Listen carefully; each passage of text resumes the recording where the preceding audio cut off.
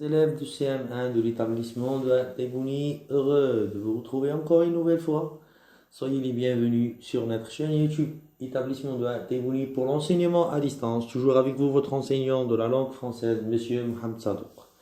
Alors, cette semaine, on va débuter une nouvelle discipline, c'est le lexique.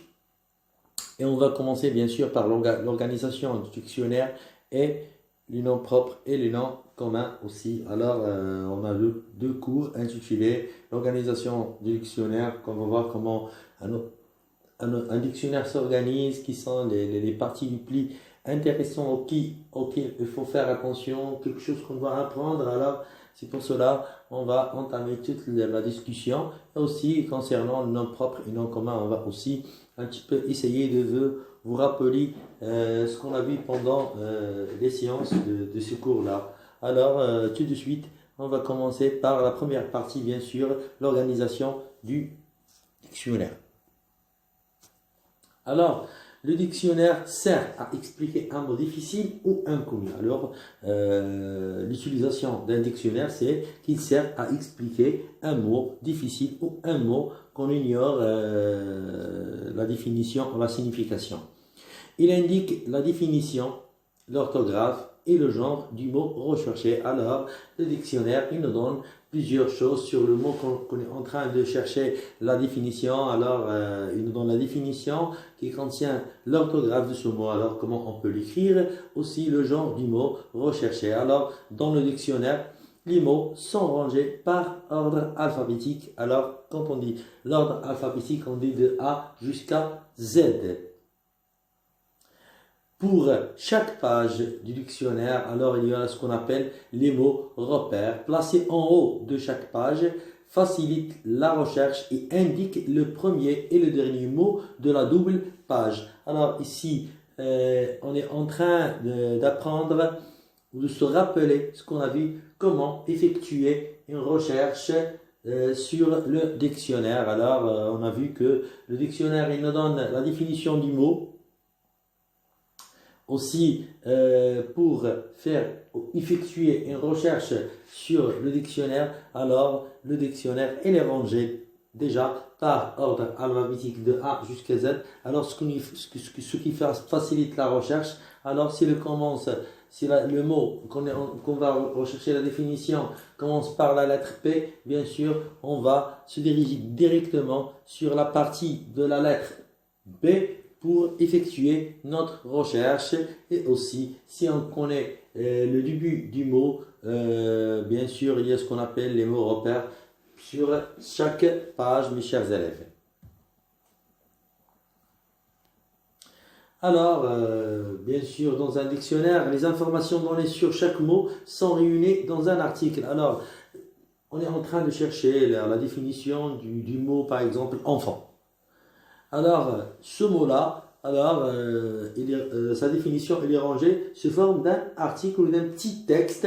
Alors, chaque mot expliqué est écrit en gras déjà. Alors, il est écrit en gras et suivez des renseignements suivants. Alors, qu'est-ce qu'on peut trouver sur ce mot? Sa nature grammaticale. Alors, quand on dit la nature grammaticale, qui peut être écrite entre parenthèses ou sous forme d'abréviation. Alors, la nature grammaticale, alors si on dit enfant, comme on a dit, alors c'est un nom, bien sûr. Alors, nom, l'abréviation du nom c'est N, je l'ai mis entre parenthèses. Il y a verbe, son abréviation c'est V. Il y a adjectif, son abréviation c'est ADG. Et déjà, je vous ai fourni une liste des abréviations à apprendre au début de l'année. Aussi, on peut savoir son genre. Alors, on dit, par exemple, chasseur. Alors, chasseur, c'est un nom masculin. Alors, on met NM pour nom masculin et NF pour nom féminin. Alors, bien sûr, la dernière partie, c'est sa définition, la définition du mot. Alors, la définition enrichie d'un exemple. Toujours, on trouve un exemple qui accompagne l'explication ou la définition du mot. Maintenant, mes chers élèves, on va passer pour parler de la deuxième partie de notre vidéo. Ce sont les noms propres et les noms communs. Bien sûr, on appelle noms propres les noms qui désignent une personne, un pays, une région, un fleuve, etc.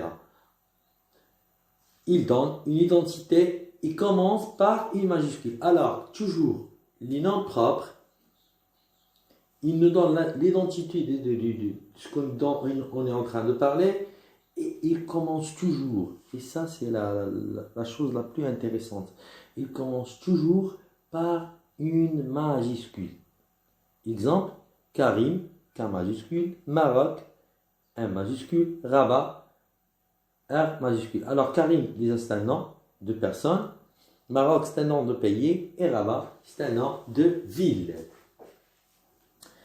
Aussi, on appelle noms communs les noms qui désignent un objet, une chose, etc. Alors, exemple, une robe, un chien, un enfant. Alors, ce sont des noms communs, ce sont des noms. Alors, je peux appeler un garçon en lui disant viens mon garçon. Alors, garçon ici, c'est un nom commun. Si je lui dis viens Karim, alors Karim, non, c'est un nom propre et je dois l'écrire avec la première lettre et en majuscule.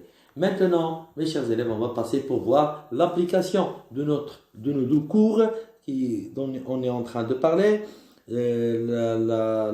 L'organisation du dictionnaire est non propre et non commun. On va commencer par le premier exercice tout de suite. Voilà, range Simon dans l'ordre alphabétique. Alors, vous allez ranger, mes chers élèves, il y a deux listes. Vous allez ranger chaque liste dans l'ordre alphabétique.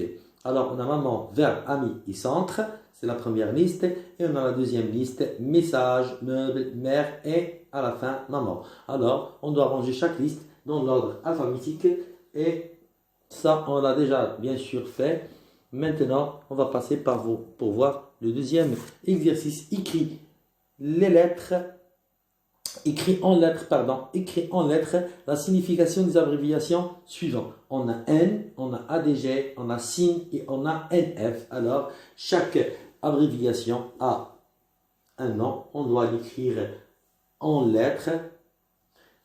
Et finalement, le dernier exercice, alors, classe les mots dans le tableau. On a Rome, travail, nom, Paris, Mohamed, robe, podium et Maroc.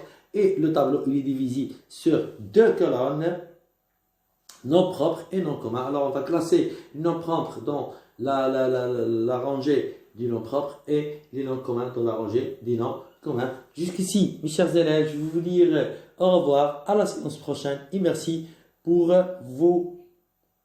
votre travail fourni pendant toute la durée de l'enseignement à distance. À la séance prochaine.